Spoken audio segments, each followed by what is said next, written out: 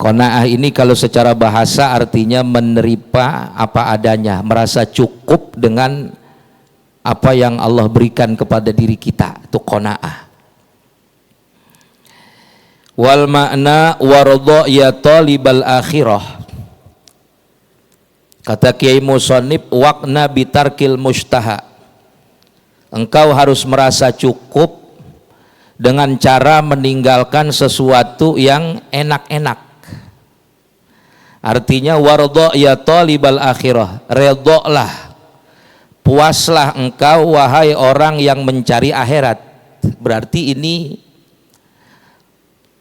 tujuan pembicaraannya ini bukan orang yang mencari dunia, tapi Kiai Musonib ini menunjukkan pembicaraannya ini kepada orang yang mencari akhirat. Kita nggak tahu apakah kita cari dunia apa kita cari akhirat.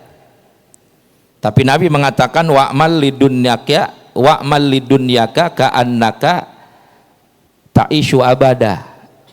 Engkau bekerja untuk dunia seakan-akan hidup selamanya. Wa'mal li akhiratika ka'annaka tamutu ghoda.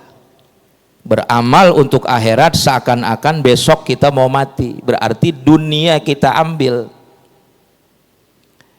Cuman cara mengambil dunianya, beliau mengatakan waradha ya talibal akhirah, engkau harus merasa cukup bitarki ma tashtahihi an nafsu, dengan meninggalkan apa yang disenangi oleh nafsu. Karena kalau bicara nafsu nggak bakalan cukup, tapi kalau kita bicaranya kebutuhan insya Allah cukup. Tapi kalau bicara tentang hawa nafsu sedunia pun kita nggak bakalan cukup. Kita dikasih satu dunia, kata Nabi, pasti dia akan minta dunia yang kedua. Kalau dia dikasih dua dunia, pasti itu nafsu akan mencari dunia yang ketiga. Makanya dulu pernah dalam catatan kitab Taurat Nabi Daud ya, itu bahwasanya Taurat Nabi Musa dan Zaburnya Nabi Daud, Allah itu berbicara kepada Nabi Daud dalam Zaburnya. Jadi Allah bertanya kepada Nabi Daud, wahai Daud, tahukah engkau di alam dunia ini makhluk yang tidak taat kepada aku? Nabi Daud goleng kepala, dia nggak tahu. Makhluk Allah ini banyak, semuanya yang dia tahu semuanya taat kepada Tuhan. Matahari, dia senantiasa ikut kepada kemauan Tuhan, terbit dari timur, terbenam di barat. Lillahi ma fis samawati wa ma fil ard, milik Allah yang ada di langit, yang ada di bumi. Bahkan sabbaha lillahi ma fis samawati wa ma fil ard, semuanya bertasbih.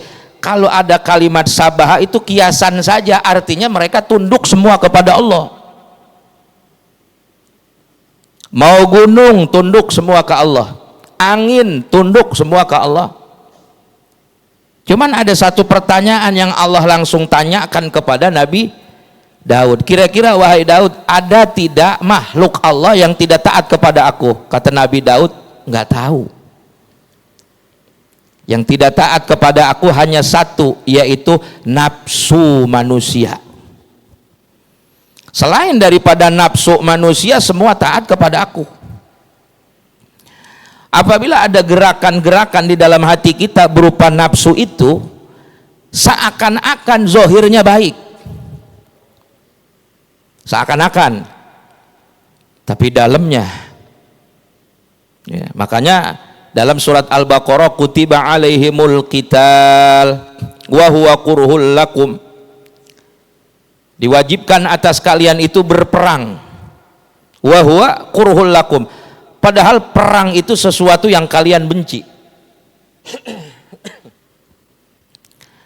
Asa an tuhibbu syai'an wa huwa syarrul lakum, kadangkala kamu menyukai sesuatu tapi dalamnya buruk.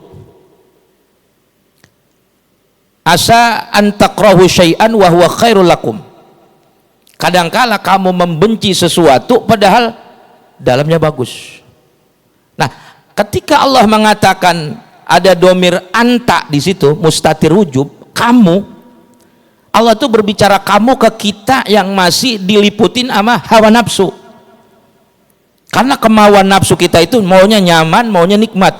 Padahal kita nggak tahu di balik kenyamanan itu apakah ada kebaikan buat akhirat kita. Makanya di sini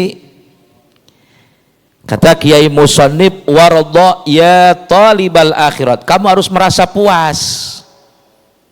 Ya talibal akhirati, wahai orang yang mencari akhirat, audiensinya kepada talibal akhirat, bitarki ma tashtahihin nafsu, dengan cara meninggalkan apa yang disukai oleh hawa nafsu, wa tatafakharu bihi, dan kamu harus merasa puas ya, dengan apa yang dibanggakan oleh hawa nafsu, minal mata'im, makanan. Dari makanan aja kita sudah lihat mana makanan yang enak, mana makanan yang menurut hawa nafsu kita nggak enak. Padahal fungsinya satu, itu makan. Selain mengenyangkan secara zahir, menguatkan tubuh kita untuk bisa tegak ibadah kepada Allah. Saya dulu pernah punya kawan tuh, seorang pendeta. Dia banyak punya, kalau bahasa kita jamaahnya banyak. Pernah ngobrol, dia bilang, Ustadz Ridho, makanan ini nikmat itu hanya di leher. Ini kata beliau nih, selebihnya dari leher ke bawah semuanya sama. Ini ucapan beliau nih. Jadi nikmat itu hanya sampai ke leher, dari leher ke bawah semuanya sama, baik makannya di restoran mewah maupun sederhana, baik dimakan oleh orang yang lapar maupun oleh orang yang tidak lapar, yang kenyang, semuanya sama, hanya perbedaannya sampai ke leher saja. Maka kalau kita bicara tentang makanan nikmat atau tidak, tergantung. Menurut hawa nafsu nikmat, tapi menurut kebutuhan, sekira-kira tubuh kita bisa sehat, menjalankan aktivitas kita sehari-hari, dan menegakkan ibadah kita kepada Allah Subhanahu wa ta'ala. Wal malabisi, demikian pula pakaian,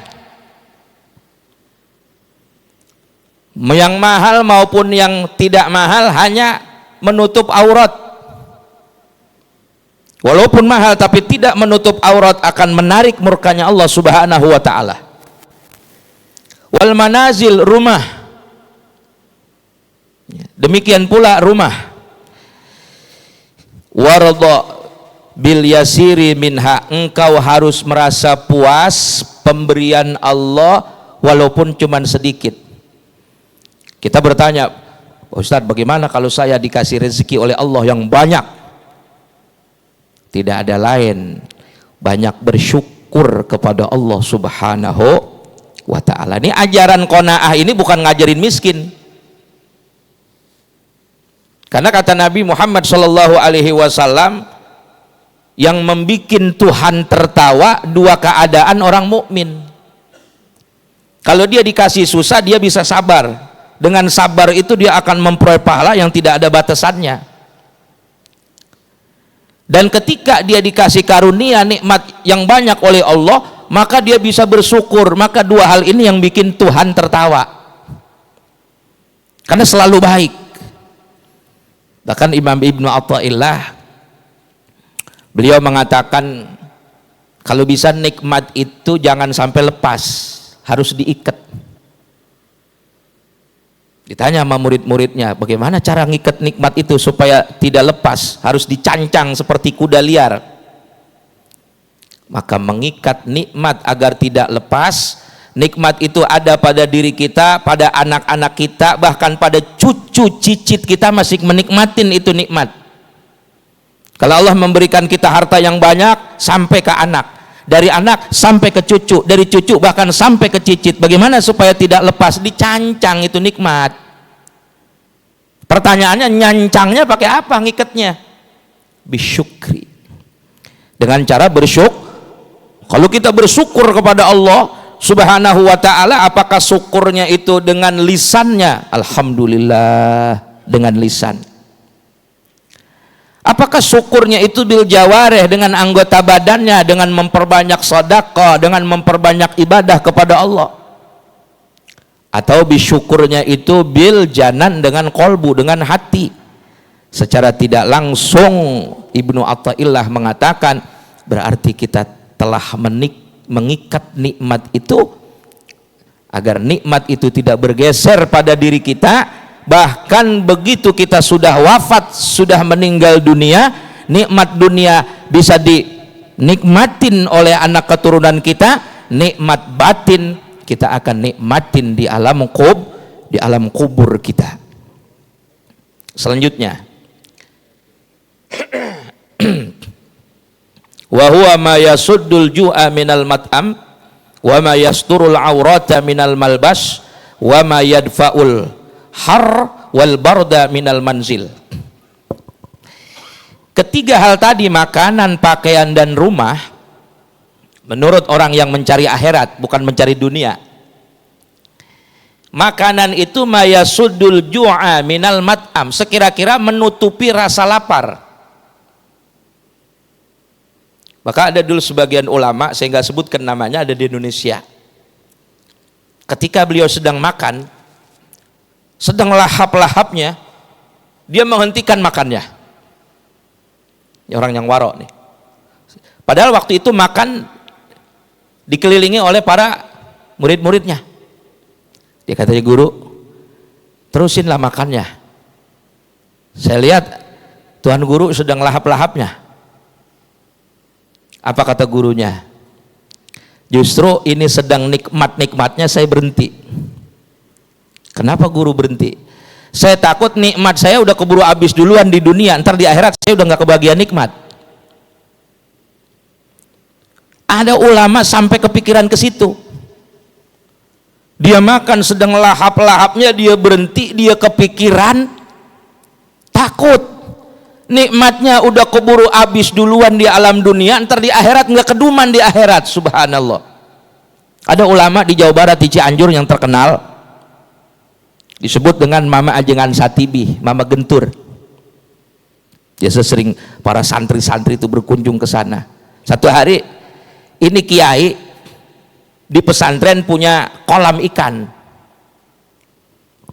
Di pesantren ada kolam ikan karena ma'isyahnya beliau itu punya kolam, 3 bulan 4 bulan dipanen dijual. Satu hari ada kejanggalan. Itu ikan baru dapat 1 bulan, kolam isinya ikan semua dan besar-besar, baru dapat 1 bulan. Dia panggil santrinya, "Jang, kesini Jang." "Ada apa guru?" "Itu kolam ikan kamu bedah." Kata santrinya, "Nanti kalau dibedah ikannya ke sawah semua, ke sungai." "Justru itu yang saya mau, biar ikan-ikannya semua ke sungai, sisain separuh aja atau 3/4 saja." Muridnya heran, ini aneh kiai, bagaimana kalau kita tangkap ya kita bagikan ke orang, jangan kita lepas aja. Muridnya heran, kenapa guru ini dilepas? Aku khawatir ini bukan nikmat dari Allah, tapi aku khawatir ini istidraj, ini godaan dari Allah Subhanahu wa ta'ala. Karena beda-beda tipis antara nikmat dengan godaan, istidraj dari Allah Subhanahu wa ta'ala. Sebab kalau nikmat, sesuatu yang semakin membuat orang itu dekat kepada Allah, itu nikmat definisinya. Tapi kalau semakin membuat orang itu makin jauh, malah jadi congkak, malah jadi sombong dengan harta bendanya, itu bukan nikmat, itu istidraj. Itu perbedaannya. Makanya kata itu kiai, lepas separoh, tinggalkan 1/4 buat bibit, selebihnya biar dilepas. Aku khawatir ini bukan nikmat dari Allah, ini adalah istidraj dari Allah Subhanahu wa ta'ala. Sebab istidraj bukan membuat takut kita kepada Allah, tapi membuat kita sombong, bukan membuat kita jauh dari Allah Subhanahu wa ta'ala. Nih orang yang disebut dengan talibal akhirat, dia mencari akhirat. An Anasin, hadis Nabi yang diriwayatkan dari Anas radhiyallahu anhu. Qala, berkata Sayyidina Anas, Ja'at Fatimatu radhiyallahu anha, telah datang Sayyidatina Siti Fatimah. Siapa Anas, Pak? Anas ini emaknya namanya Ummu Sulaim. Anas pada waktu perjanjian Hudaybiyah, Rasulullah masih di kota Mekah, dibawa oleh ibunya yang masih bayi, Ummu Sulaim, ke kota Mekah, masih bayi, dipertemukan dengan baginda Rasulullah dan minta didoakan oleh Rasulullah SAW. Ini Anas bin Malik. Ya Rasul, ini saya bawa putra saya Anas, tolong doain, masih bayi. Maka didoain oleh Nabi, Allahumma rzuq, ya Allah, moga engkau memberikan rizki kepada Anas bin Malik. Allahumma tawil umrohu, ya Allah, moga engkau memanjangkan umurnya. Fakathir, ya auladahu, ya Allah, moga engkau memperbanyak anaknya. Anas bin Malik umurnya paling panjang, keturunannya paling banyak, hartanya paling banyak. Anas bin Malik, sehingga dalam satu riwayat Anas bin Malik pengen tahu tuh itu gara-gara doanya Nabi. Gara-gara Nabi mengatakan Allahumma pakathir amwalahu, perbanyak hartanya. Di kota Madinah itu kebun-kebun kurma kebanyakan milik Anas bin Malik. Yang kedua, perbanyak anak keturunannya. Sebelum beliau wafat, beliau melihat anak keturunan anak-anaknya mencapai 140 orang lebih anaknya. Kita jangan tanya itu anaknya 140 orang, biangnya berapa. Jangan nanya biangnya berapa, saking berkahnya Anas bin Malik. Demikian pula sahabat-sahabat udah banyak yang wafat, Anas bin Malik belakangan wafatnya. Satu riwayat umurnya 120 atau 130 Anas bin Malik. Tapi ketika Rasulullah hijrah dari kota Mekah ke kota Madinah, Ummu Sulaim ini menyamperin Rasulullah. Kalau sahabat yang lain banyak nawarin, ya Rasul, saya punya kebun, silakan tempatin. Saya punya kuda, silakan ambil. Saya punya unta, silakan ambil. Saya punya kambing, silakan ambil. Ummu Sulaim lain, dia datang, ya Rasul, saya nggak punya apa-apa. Saya punya anak nih, Anas bin Malik, usianya 10 tahun. Terserah engkau jadikan apa saja. Maka diterimalah Anas bin Malik, sehingga Anas bin Malik menjadi khaddamnya, menjadi pembantunya Nabi di rumahnya Nabi. Beliau yang masak, beliau yang nyuci, beliau yang ngurusin rumah tangganya Nabi Muhammad SAW. Itu Anas bin Malik. Maka dalam kitab Dalilul Falihin, sarah kitab Riyadhus Shalihin, ada 3 sahabat Nabi yang paling banyak meriwayatkan hadis. Pertama, Abu Hurairah. Makanya kalau kita ngomong hadis an Abi Hurairah, jelas Abu Hurairah paling banyak meriwayatkan hadis. Yang kedua adalah Sayyidina Anas bin Malik. Yang ketiga Sayyidina Abdullah bin Umar bin Khattab. Jadi Umar bin Khattab punya putra namanya Abdullah, disebut dengan Ibnu Umar. 3 orang ini yang paling banyak meriwayatkan hadis. Nah, ini ada hadis yang diriwayatkan daripada Anas bin Malik. Qala, Anas bin Malik berkata, Ja'at Fatimatu radhiyallahu taala anha, telah datang Siti Fatimah. Fatimah kita tahu binti Rasulillah. Bikasrati khubzin ri Rasulillah sallallahu alaihi wasallam, membawa serpihan-serpihan roti. Siti Fatimah membawa serpihan-serpihan roti kering ke rumah Rasulullah sallallahu alaihi wasallam. Faqala laha, lalu Nabi berkata kepada Siti Fatimah, ma hadhil kasratu ya Fatimata, ini remahan-remahan roti apaan ini wahai Fatimah? Qalat, maka Fatimah mengatakan, qorson khabaztuhu, ini remahan-remahan roti yang aku sengaja remukan. Walan tatib nafsi hatta atika bihadhil kasrah, tapi aku tidak tenang hatiku sampai aku membawa remahan-remahan roti ini menemui engkau ya Rasul, memberikan hadiah walaupun cuman remahan roti. Faqala amma innahu awwalu ta'amin dakhala fi fami abika mundu salasati ayyam. Lalu Nabi mengatakan, Fatimah, tahu enggak kamu? Itu remahan roti awwalu ta'amin, makanan yang paling pertama, yang paling awal. Dakhala fami abika, yang masuk ke mulut ayahmu, yaitu Rasul. Mundu talasati ayamin, semenjak 3 hari. Jadi Rasulullah sudah 3 hari 3 malam kagak makan. Padahal Rasulullah Shallallahu Alaihi Wasallam Sayyidul Anbiya wal Mursalin. Jibril datang sering. Jibril datang sering menawarkan kenikmatan dunia, ditolak Rasulullah Shallallahu Alaihi Wasallam. Nah, kita jadi umatnya makan enak, serba mewah. Padahal perjuangannya dari perjuangan Rasulullah Shallallahu Alaihi Wasallam. Ya, ini satu hari Abu Bakar datang ke rumahnya baginda Rasulullah Shallallahu Alaihi Wasallam.